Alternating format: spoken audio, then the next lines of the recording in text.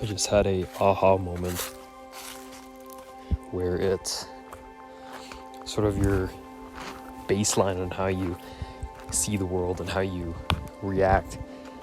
That's what you have to change. You have to find what you would like to find in that thing. Meaning you have to create your own chemical definition of that item. Like, let's say a leaf. You can either see, some matter that's taking up space, or you can see it as that was once a piece of a living thing that could live for hundreds of years, something like that. But I guess I just realized that the way you're feeling right now in this very moment is either how you see the world and how you're reacting. That's basically it, because it's installed in you when you're little, or it's how you have to adapt, or it's just what you want to see and gravitated toward. I don't know, what is an essence of a soul, or where's the starting point, but I do know if you want to see the world in a way that is beyond yourself, you can do that. It takes repeated exposure and the will to basically tell your whole body, mind, and nervous system that this is how it has to be. So I thought that was pretty deep, and I think teaching myself that, or I guess going through the process of that, is going to be challenging, because what is more easier when you're at your limit, right? So you have to track your ability to rest, in a sense, or, well, not or, just, you have to know when to rest and when to actually train this thing. In your mind, there could be a reason why you have to. So it might seem very urgent, but you have to go at the same pace that your body is going, or else it won't work as well, or you'll be too overwhelmed, too stressed, you can't basically learn it if your body's doing your body's not energized or full of life. Yeah. I'm trying to think of things I can give people, or how I can be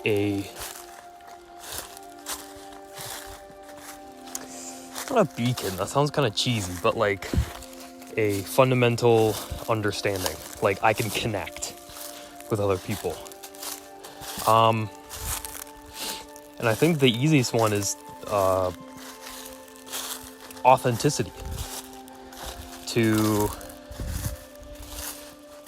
show yourself, but also the parts that aren't fully developed, I guess. Whether that's maturity or even the ability to speak.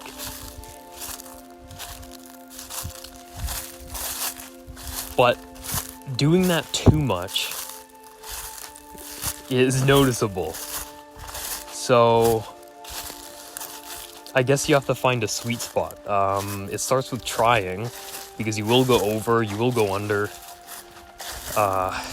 And the side effect of that is, being cringe. Why is that? Because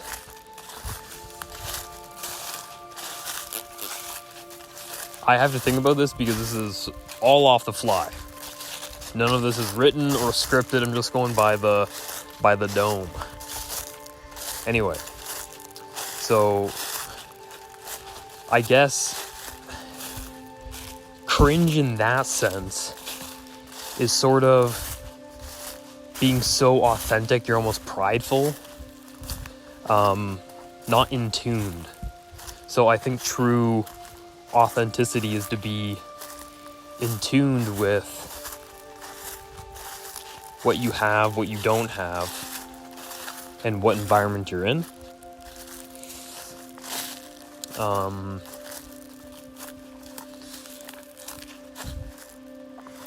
I find that a lot of people gravitate toward that, because there's no mask, there's nothing to show. You're just showing yourself, and if you're a good person, people will want to go toward that. I think the worst part about that is there will be people that poke and prick and prod and rip out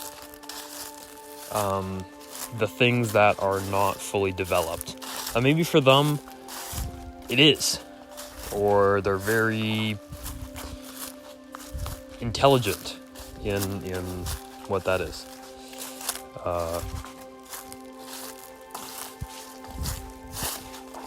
I guess for me, what I would think about is, one, you have better things that they do, and you have two options. One, you can use it against them as a defense or an offense.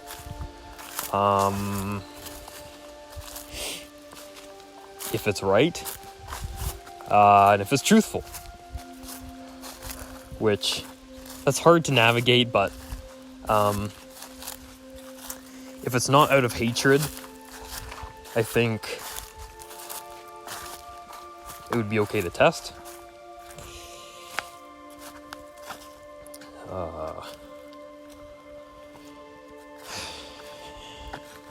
Yeah.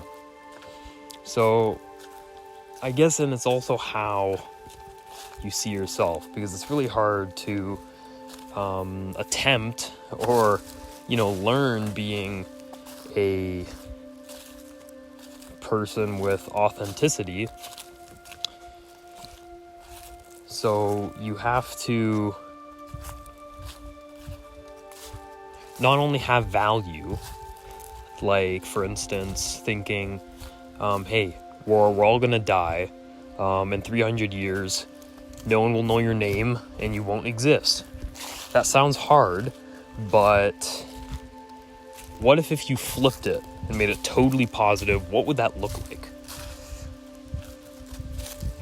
And it's pure freedom. For yourself, morally that you're not going to go murder somebody, but you're going to see the world differently. And what I find is there's beauty in knowing that and understanding that, because just like everything else, it will not exist. What are they talking about?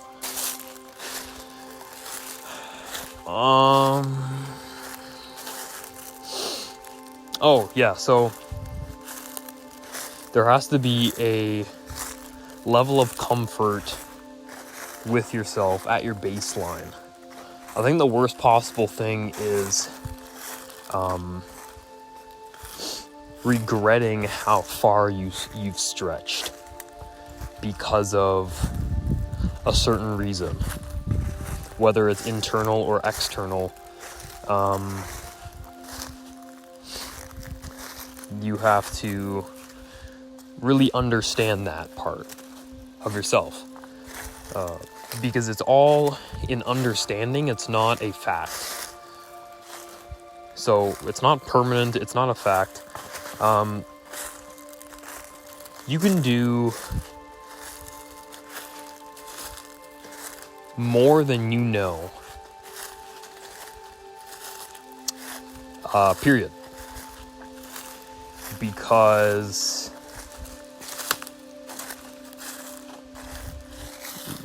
your mind and your body are always trying to be in a survival mode. And that's like infinitely more complex than what you think. I'm just skimming like the tippy top of the top. So it's basically everything that is subconsciously there and things that you do not know. Because if you did know them, they wouldn't be a huge fear. They wouldn't be like this big bad shadow. If you do know, probably not that bad. Once you visualize it, see it, find out what it actually is.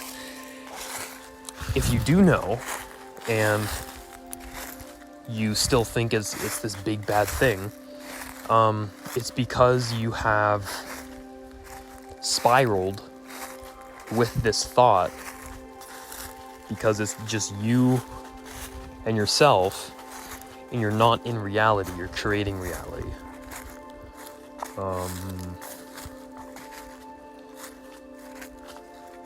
So just know what that is isn't logic or fact or permanent or anything like that. It is to try and understand it.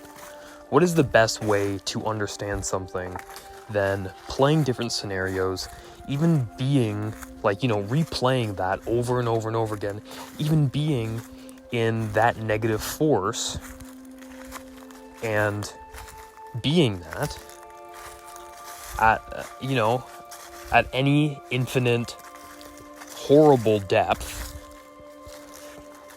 and that is the best way for your brain to understand that, because you're perceiving it, you're feeling it, you're almost sensing it, you're almost feeling physically what that is. So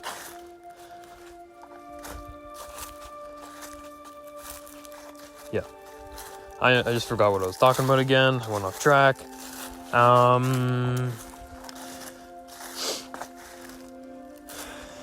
So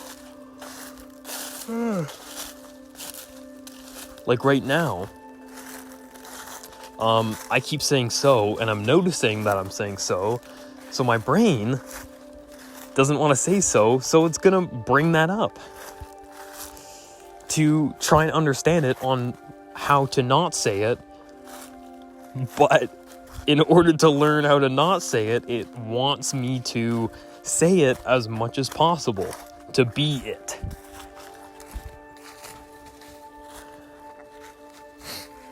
I hope that makes sense. I guess an issue that I find a lot is I talk way too abstractly, and I'm in my head a lot. And I'm talking in my head through visual things and pictures. I don't talk in words or symbols.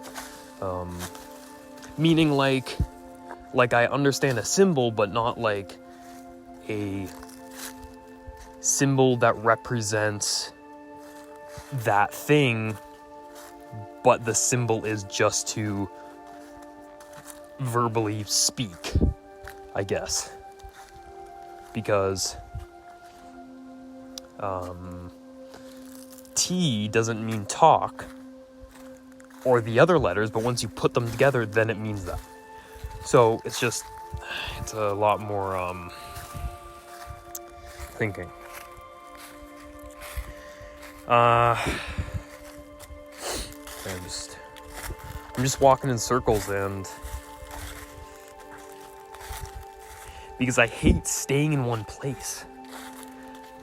I feel like I feel like almost like a tree that can walk around, and it has a fear that if it stays somewhere, its roots will like be a part of the ground, and he'll just stay there forever.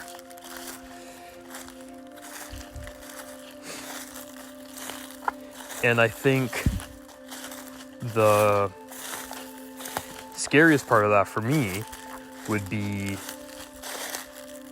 that the same thing over and over and over and over and over again for a very, very long time is probably a big scare.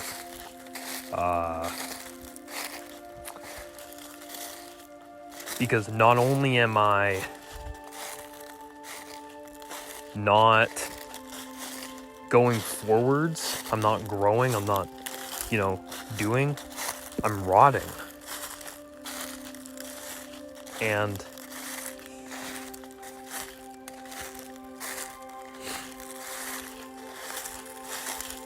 I think those thoughts or those understandings, to say them out loud, to pick them apart, to talk about them, even if they are very simplistic or very,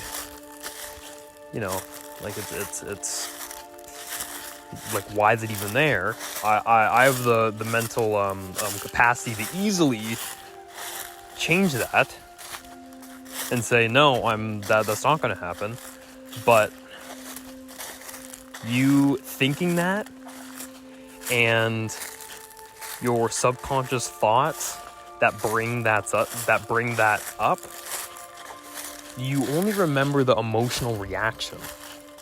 So if you're saying that in your head, and if you're thinking about that, you thinking will have a stronger emotional reaction, and that's what you will remember. So talking about it does an extra step,